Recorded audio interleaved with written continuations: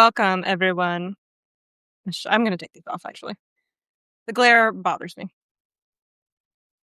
Hi, how are we doing? 7 p.m. We have not gone to war with any new countries today that I'm aware of. I'll give everyone a minute, and then I will introduce our guest, and we will get started. Hey, how's everyone doing?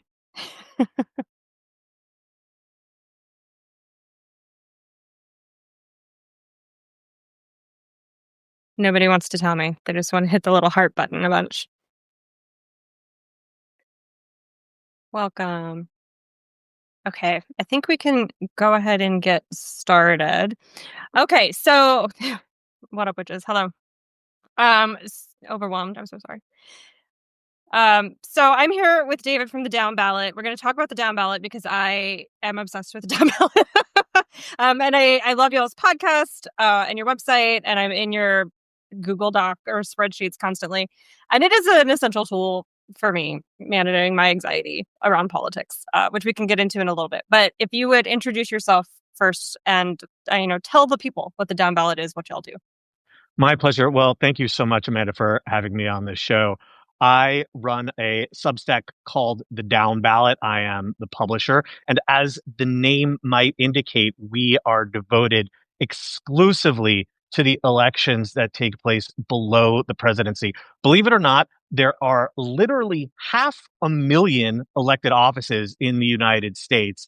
And the presidency is just one of them. And yes, of course, it's extremely important and powerful, but so much power in American politics also derives from all those other 499,999 elective offices. And that's what we cover. If you go to our site, you can find us in the Substack app or at the-downballot.com. You can sign up for our newsletter. It's free. It's called The Morning Digest.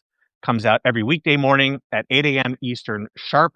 And we round up all the important news and only the important news on Senate races, House races, governor's races, and further down the ballot measures, attorneys general races, excuse me. I almost got a lot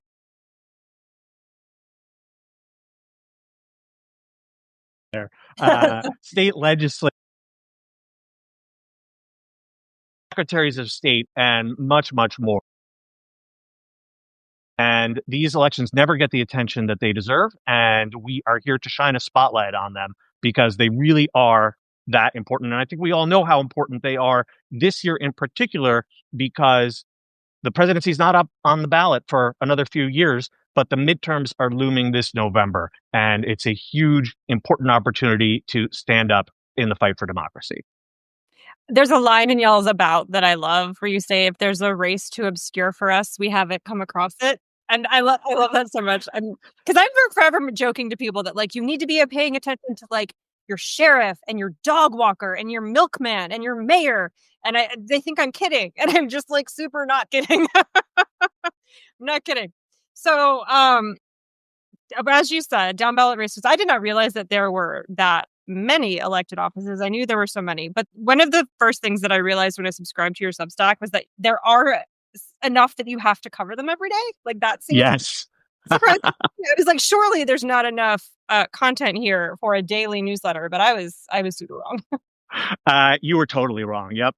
Our newsletter is not short, but I will say, we break up every item into the race that it's about. So we might have one item in the newsletter about the Ohio Senate race where Sherrod Brown is staging a comeback. Then we'll have another item about, the New York City mayor's race, which of course was a big topic this past year. So it's very digestible, but there is a ton of news. And it's a really vexing problem because I think in particular on the left, for quite a long time, I think progressives did not pay nearly as much attention to these kinds of races as folks did on the right. And the conservative movement really understood how much power there was to be found in all of these races, whether they're for small local offices or statewide elections. And that really started to change in dramatic fashion during Trump's first term, because all of a sudden people woke up and it was January of 2017. And, the next thing that's looming are the 2018 midterms. And I saw just a major change in attitudes and attention where people realized, oh, wow, no, these down ballot elections really do matter. We can't just put all our eggs in the basket of the presidency. If we care about democracy, these are the races that we need to win. And so, yeah, when you go looking for it, there's an amazing amount of news out there. But I'll also say there's also a lot of crap. There are a lot of stories that traditional publications love to harp on endlessly, and that really just don't matter at all. I mean, the outfit that Zoran Mamdani's wife wore to his inauguration is something you will never read about in our newsletter because it's crap. They were cool boots, but I agree. Not Yeah, well, newsworthy, that's true. That's true. not newsworthy boots. So is that when you all launched after the first term or in his first term? We have been doing this for an extremely long time. Okay. I started the predecessor site to what is now called the Downballot all the way back in 2003. I was a first year law student. Yeah, we've been doing this for more than 2 decades. So we have a lot of experience covering this kind of stuff. And I think that experience really matters because I find the most important thing in understanding what's going to happen in elections is understanding what has happened in the past. And the past is at best only a guide. It is, it's not a crystal ball, but pattern recognition is so important. And understanding, oh, this thing that's happening now, it's rather a lot like this thing that happened a few years ago, or 10 years ago, or 20 years ago. And there's echoes, and we can learn from that. And this is something I think that's also missing from a lot of traditional media coverage. We try to provide the context, the recent context and the historical context for the important stuff that's going on today.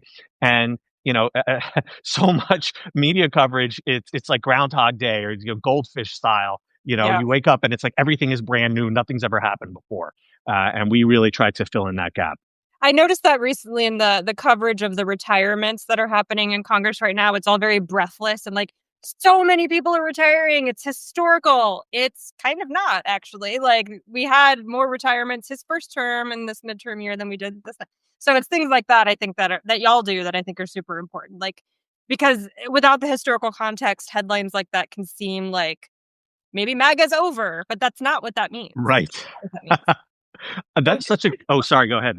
I was just gonna 2003 was the Bush years, right? So that's when you started doing this? Yeah, that's right. Yep, yep, yep. Wow, you had to ask me that? Oh, man. Well, I was yes, I'm bad with dates. It's not because of age, it's because I'm bad with dates.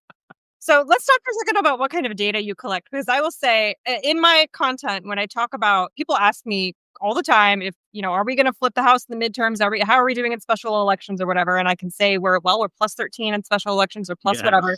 And I get that from y'all. So tell us about the kind of data you collect and how you do that, because y'all are fast. Thank you. Absolutely. Yeah. So the newsletter is just one part of our operations. For many, many years, we've also calculated and collated and published all kinds of data sets that are either unique or just very, very hard to find. And the most important one that we churn out every 4 years is a breakdown of the presidential results for all 435 congressional districts in the US House. And the reason why we do this is because in American politics, elections for the presidency and elections for the House are very closely correlated. If a district voted for Donald Trump for president, odds are that it voted for a Republican for the House, and vice versa with Kamala Harris and Democrats. So understanding how a district did at the presidential level is often very important for understanding what it's going to do in the future. The problem is that most of this data doesn't exist. States could calculate this. It would be very easy for states. They have all the access to the data. They could calculate this and make this public, and a handful do. But for the most part, they don't. So we have to go state by state, county by county, precinct by precinct to understand how each presidential result works in each congressional district, because this data just doesn't exist out there for the most part. And so we publish this, and we do it at both for the congressional district level, and you were referencing special elections. Well, we have a lot of special elections at the state legislative level. And so we also calculate the presidential results for those legislative districts. And that leads us to the number that you cited, which people love to cite, and I'm so thrilled about, which is we can compare how Democrats are doing in special elections and look at that versus how the presidential election has gone recently in that same district. Because let's say you have a super red district and you don't expect the Democrat to win it, but let's say they only lose by 10 points. Well, how do you evaluate that? Well, let's say Donald Trump won that district by 30 points last year and the Democrat only lost it by 10 points this year. You're looking at a 20-point overperformance. That's the term that you'll see on Blue Sky, social media, everywhere. So that's a 20-point overperformance, which means, whoa, Democrats did really well there. But you say, okay, well, that's just one special election. You don't want to read too much into just one data point, right? So we aggregate them all. And in 2025, there were 67 special elections across the country in all kinds of districts, urban, rural, Republican held, Democratic held, blue, red, et cetera, in a whole variety of states. And in those districts, Democrats are outperforming by an average of 13 points compared to the 2024 presidential numbers. And in the past, this has often been a good guide, not a perfect guide, but a good guide to how the next election will go. If Democrats are outperforming by 13 points, we can say one thing for sure, which is that Republicans are in trouble. Say it again. Play it again, Sam. That's my favorite song. You have other interesting data collection that I like dig through. I love it. Yeah. But one of the more interesting ones that I think is like the rural, urban, suburban tracking that you're doing of congressional districts.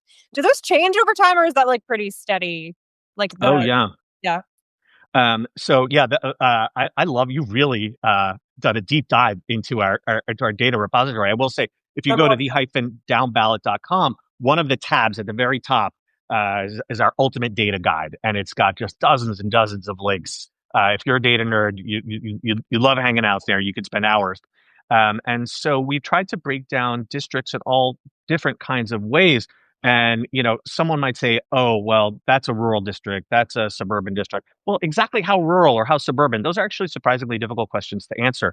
There's no like official census definition, one definition of what it means to be suburban or rural or even urban. And so different folks have different methodologies that they've used to try to analyze this question. And, as one, a huge trend that we've seen in the Trump years is that many suburban districts have moved towards Democrats and more rural areas have moved sharply away from Republicans. So understanding this on a district level is also very, very helpful. And you ask, does this stuff change? Yeah, it can change a lot. Not usually because of changing patterns of where people live, that moves more slowly, but because the districts change all the time. And, it used to not be all the time. It used to be once a decade. But of course, we saw in the past year this insane redistricting war that Donald Trump instigated. And so now we're dealing with new maps in all kinds of places. So, that means more work for us, both more news to cover and more data to calculate. Somebody's asking, is there data to explain why the Democrats did so poorly prior to 2025 in these districts? Kemma, what districts are you referring to? If you drop it in the chat, maybe we can get clarity on what you're asking. So how do you think your data is used generally? I mean, I know how I use it to make myself feel better, to self-soothe.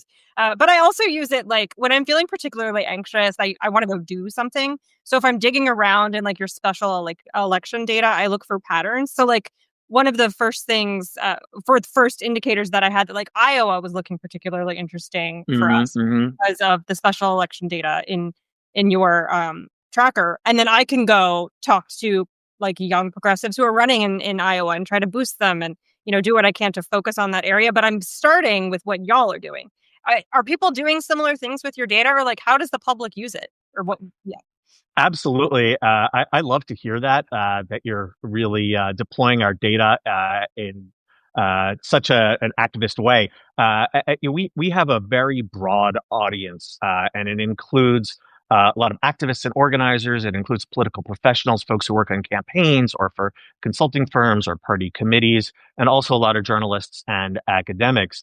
And to give you one example that's closely related to what you're saying, a very good friend of mine, Joe Sudbay, he hosts a radio show on Sirius XM Progress, and it's called State of the States. And it's all about state candidates and state politics.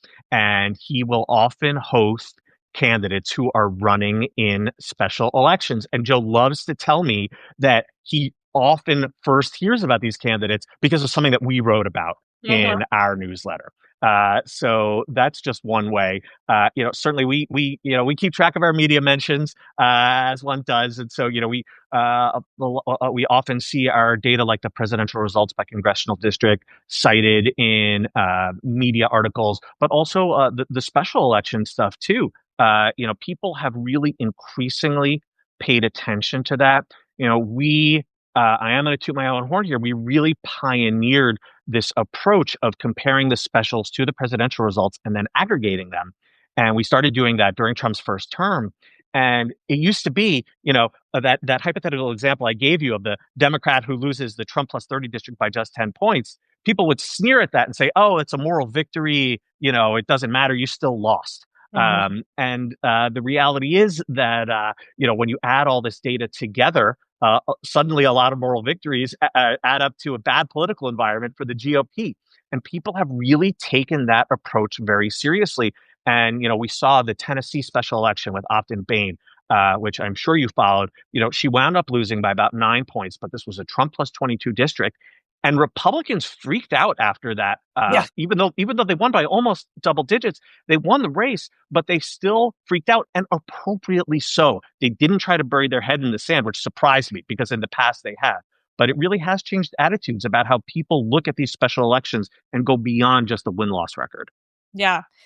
Shady, I see your question. I'll get to that in a second. But I wanted to ask, how do you think so you're saying the parties do pay attention to the data, but are the parties using your data at all? Do you know that you know? Yeah, I definitely know that they are because um, years ago, someone at in DC who was very much in the mix of this whole insider operative world.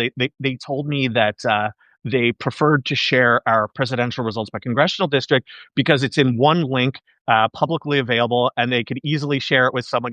They have their spreadsheets on some internal intranet. It's locked down. It's password protected. They know that they can rely on our data and they can trust our data. In part because we make all of our calculations public. We don't just put out the numbers. We actually also make public all the spreadsheets that we use to calculate these numbers. Because we make it so accessible and we try to put this data in a format that's just easy to use and easy to look at, we definitely know that it's gotten widespread currency, including among the professional class. Good. I mean, I've told people, I'm doing a series on Substack for my paid subscribers over the next few weeks about political anxiety, obviously. I told you that when I invited you on. But one of the things that I think is useful about the data from a party perspective is if you have the time to go through it and start noticing patterns of where we're overperforming, you can start to direct donations to those people. Mm-hmm. Like, I'm going to platform candidates, but you could also, harping on Iowa as the example, because Iowa is looking very interesting in your data, you could start identifying candidates in Iowa who are running in upcoming special elections or the midterms. And if you're trying to, I've got $10, who do I give it to? I think that's a kind of useful way of figuring out the most useful, place to put your money. Yeah, I definitely know that there are folks who are involved in that world of, basically, the kind of folks who endorse candidates or just informally recommend folks or opportunities to get involved. They're definitely following our work and using our data to try to maximize the bang for the buck. And I will say this, if you are a small donor and you are looking to make your donation go furthest, the kinds of races that we cover further down the ticket really do get you the best bang for your buck, because a Senate race, that's going to be $100 million race in a competitive state. And they're extremely important. And every good Senate candidate needs grassroots donors. But these state legislative races, they might be decided for a few $100,000. A state Supreme Court race could be $1 million. So you really can make your money go far the further down the ballot you look. Agree. Okay, I do want to address this question. Even if the Democrats win the House, what are the mechanisms to stop Trump from doing whatever he wants? I don't know if you have any thoughts on that. My general answer to that question is money. The power of Congress is mostly the power of the purse. So right now, the GOP has funded all of Donald Trump's most kind of kooky impulses. They 10x'd ICE's budget. He's got a giant DOD budget. So if Pete Hegseth wants to run off and invade Iceland or whatever, he's got the money to do that. A democratically controlled House doesn't necessarily have to do any of that, right? Like they can negotiate with him on the money thing, which would stop him from doing a lot of things. It's mostly harm reduction unless we have both houses or both chambers. Um, if there's anything you would like to add to that. Yeah, absolutely. The other really, really important thing, and we saw this after 2018, and I think it'll be turbocharged if Democrats do win the House this fall, is investigations. Because in order to have subpoena power, you have to be in the majority. And there are obviously an infinite number of targets for Democrats to investigate, and they have to. Our democracy depends on it. And the big difference that I think we've seen, at least particularly in the last few months, compared to say 2017, is a more aggressive stance from some congressional Democrats, warning Republicans, saying you're not going to be in power forever, and we are going to hold you accountable, and that's going to look very different than what you're used to. And I think it's really, really important also that Democrats don't make a pretense of saying, oh, well, we don't want to look back. We only want to look forward. That's what got us Trump in the first place. And I think you're going to see a lot of new blood elected to Congress this fall that is going to be much more interested in this kind of accountability. The other thing I want to say is the Senate's not out of reach. It is certainly a much, much longer shot than the House. Democrats need to flip 4 seats because a tie wouldn't do it. If there's a tie, J.D. Vance would still get to break ties in the Senate. So Democrats have 47 seats. They need 51. It's not out of the realm of possibility. And if that happens, then Trump's nominations grind to a halt. And that is obviously critical on so many levels, particularly judgeships, especially if there's a Supreme Court vacancy. Who knows? So do not sleep on the Senate. Democrats have some very interesting candidates running in some very difficult races. You might have even seen today that Axios reported that former Alaska Congresswoman Mary Peltola is apparently gearing up to run for Senate, which would be a massive, massive coup, an extremely difficult race, but one that expands the map and absolutely is winnable. Democrats flipped Alaska Senate seat back in 2008. So we know that it can happen. And yeah, that map is hard, but it's in play. Who else are you looking at for the Senate? North Carolina. What are the other? Yeah, North Carolina and Maine are always listed as the top 2 opportunities for Democrats. In North Carolina, you have former Governor Roy Cooper, who left office quite popular.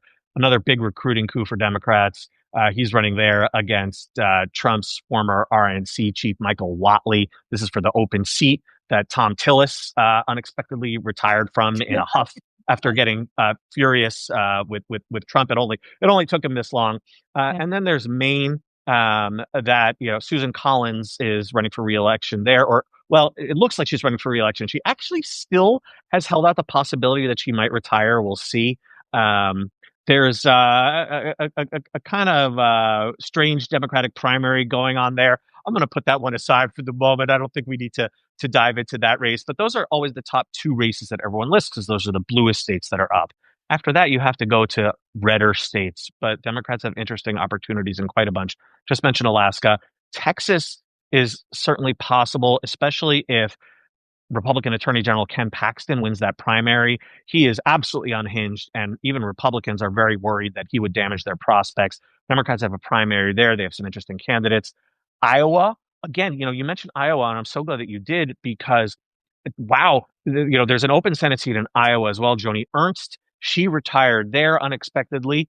And Democrats have this competitive 3-way primary between 3 legitimate candidates in Iowa. And that's just not something you would have expected in a state that's moved a lot to the right in recent years. So that suggests to me that the energy that we're seeing in these state legislative races in Iowa, I think it's translating more broadly across the state.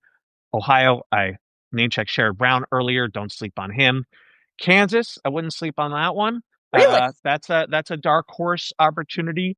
But keep an eye open there. Yeah, I think that this. I think what we're likely to see is that Republicans start sweating races they should never have had to sweat, just like with that Tennessee special election. And when that happens, you always want that to happen to the other side, because even if you're not winning all the races that you're putting in play, you are making the other side sweat and you are making them compete and spend money and stretch their resources very, very thin. And that is the best case scenario for Democrats and for democracy. Yeah, the petty part of me, which one of my bylines is "Welcome to the Pettysburg Address," so it's a big part of me, but the petty part of me really appreciates just wasting their time, like, making them spend money, making them work for it, even in races we're not gonna win, I'm gonna make you pay. Pay a price for it. That's how I feel about it, okay, well, we're gonna wrap up here, we got a few more minutes. I wanna go Sure. back actually for a second, Yes. before we close out, because you talked about or you mentioned how, like, Republicans have been historically much better than we have been about building down ballot power, and that is Hmm. something that I that's a drum that I bang. They have been so much better at it, than we have, and, Amanda Littman from Run for Something has made the same point when I've talked to her. She focuses on down ballot races as well, getting young progressives into those, seats, but why? Why do you think that is? Like, why are Republicans so much better at this, at focusing on, like, the dog catcher and the mayor and the state legislatures than Democrats are? That's a really excellent question, and I think it goes back decades. On the left, it seems that there is a lot of obsession with the star power and glamour of the presidency.